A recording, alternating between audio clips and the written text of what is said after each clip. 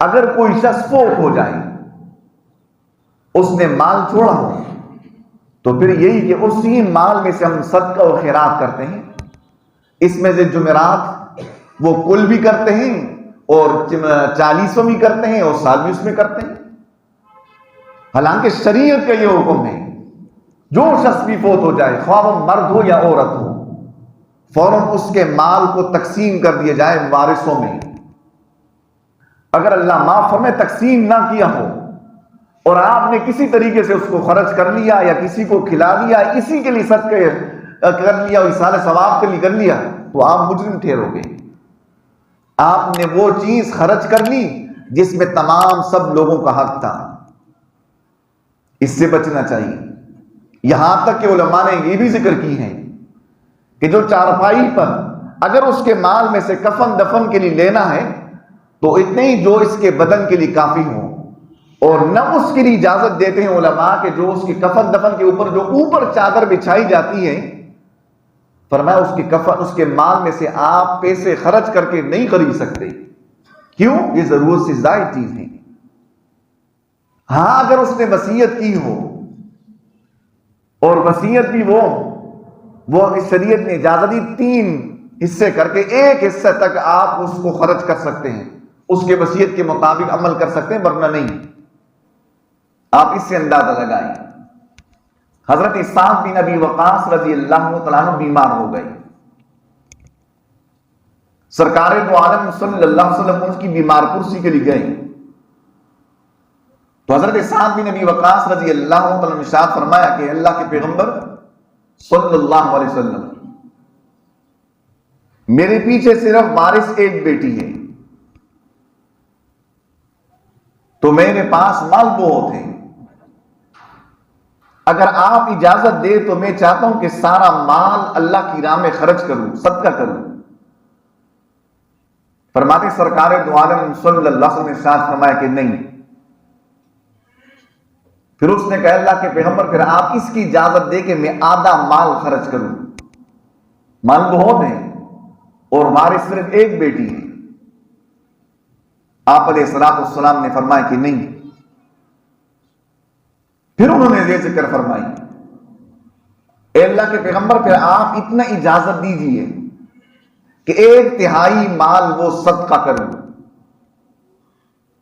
تو پھر اللہ کے پیغمبر پاک صلی اللہ علیہ وسلم نے فرمایا ہوا خیر، یہ بہتر ہے کہ آپ 1/3 تک اس کو صدقہ اور خرچ کریں، اس کی وصیت کریں۔ یہیں پر علماء کرام نے ذکر کی اور تفسیر ابن کثیر میں یہیں پر ذکر فرمایا ہے، اس حدیث کی روشنی میں نیچے فرمائی یہ بات علامہ ابن کثیر رحمہ اللہ نے، اگر وارث مالدار ہو تو پھر 1/3 تک آپ وصیت کر سکتے ہو، یہ مستحب ہے۔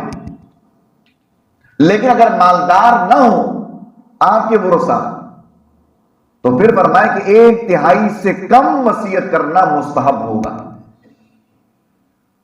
کیونکہ آپ علیہ الصلوۃ والسلام نے اسی حضرت سعد بن ابی وقاص رضی اللہ عنہ کے حدیث کے روشنی میں یہ فرمایا کہ یہ زیادہ بہتر ہے کہ آپ وارثوں کو مالدار چھوڑ جائیں، یہ بہتر ہے۔ کس سے؟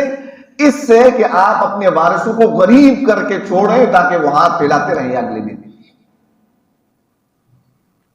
تو یہ ہے وہ اصول اس کے۔ ہمارے یہ چند خصوصاً یہ فوتگی کے مسائل انتہائی ہم پوچھتے بھی نہیں، وہ انتہائی ہماری شریعت کے خلاف ہے۔ بعض علاقوں میں یہ بھی ہوتا ہے اگر فوت ہو جائے اس کے کپڑے ہیں مثال کے طور پر میت کے، فوراً وہ اٹھا کر کسی غریب کو دے دیتے ہیں، یہ بھی شرعاً درست نہیں۔ یا اسی طرح اس نے کوئی پیتل کے، بعض علاقوں میں اس طرح ہوتا ہے اس کے برتن پیتل وغیرہ کے ہوں، وہ اٹھا کر کسی کو دے دیتے ہیں، یہ بھی درست نہیں۔ خواہ ایک معمولی چیز ہو یا کہ بڑی چیز ہو، خواہ کپڑے ہو یا کہ نقدی ہو، اس میں تمام وارثوں کا حق ہوتا ہے، خواہ وہ لڑکیاں ہوں یا کہ اس کے لڑکے ہوں یا نہ ہو، اس کے ورثاء کا حق ہے۔ اگر آپ نے اس کو بے دریغ استعمال کر لیا یا کسی کو دے دیے تو آپ مجرم ٹھہرو گے۔ اس میں سب وارثوں کا حق ہے. اگر وہ خوشی سے کہے کہ ہاں اس کو آپ میت کے کپڑے ہم استعمال نہیں کریں گے، بعض ویسے سے گن کرتے ہیں، یہ بھی ٹھیک نہیں. آپ استعمال کر سکتے ہیں، آپ کے حصے میں آیا کپڑا وہ آپ استعمال کریں، یا اس کی کوئی گڑی ہے یا اس کی کوئی اور چیز ہے، خوراک کی چیز کیوں نہ ہو، یہ وارثوں کا اس میں ایک ذرہ بھر کیوں نہ ہو، اس میں ورثہ کا حق ہے. آپ اس کو استعمال نہیں کر سکتے یا کسی کو دے نہیں سکتے. اللہ ہم سب کو شریعت کے احکامات پر عمل کرنے کی توفیق عطا فرمائے. یہ خصوصاً. اور دوسری چیز ہمارے علاقوں میں یہ بھی ختم ہو گئی. وہ کیا کہ پہلے زمانے میں لوگ وصیت کرتے تھے، آج کل وصیت ہے یہ بھی وہ ختم ہوا. حالانکہ کچھ نہ کچھ وصیت کرنی چاہیے. وصیت کیا ہو کہ اپنے مال میں سے اتنا حصہ فلاں مسجد کو فلاں مدرسے کو دے دو. اب یہ بھی ختم ہو گیا، یہ حکم اور یہ شریعت کا یہ عمل. شاذ و نادر ہم دیکھتے ہیں، باقی یہ ختم ہوا.